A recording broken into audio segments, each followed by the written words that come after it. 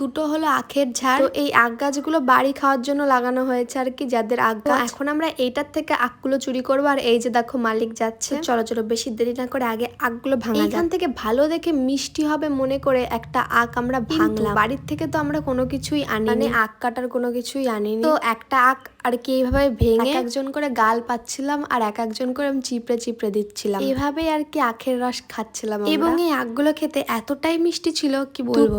একটাই কি এই আখগুলো আমরা ছুলে খেতে পারছিলাম। যাই হোক, তারপরে ওই ক্ষেতের থেকে আর একটা আখ ভাঙা হলো, কারণ কি আমরা 3 জন মানুষ, আমাদের একটা আখে হবে না। এইদিকে তো আমি আখ ছিঁড়তে গিয়ে ধামাস করে পড়েই গেলাম। বিকাল বেকাল টাইম, এখনো সবাই মাঠে কাজ করতে আসে, তাই এই ফাঁকে আমরা 3 জন মিলে আখ চুরি করতে চলে এসেছিলাম। আর এইদিকে মাঠ ঘাটের ভিউটা খুব সুন্দর ছিল। চলো এখন এই আখ দুটো নিয়ে যাওয়া যাক, দেখা যাক কোথায় নিয়ে যাওয়া যায়। তো বন্ধুরা অ্যাকচুয়ালি আমরা আখ চুরি করি। তো এই আখ ক্ষেতটা আমার পাড়ার একটা জেঠুর আখ, ওইখান থেকে আমরা দুটো আখ চেয়ে ওনার কাছের থেকে ভেঙেছিলাম। আর এইদিকে দেখো অন সিজনে আমন ধান হয়েছে।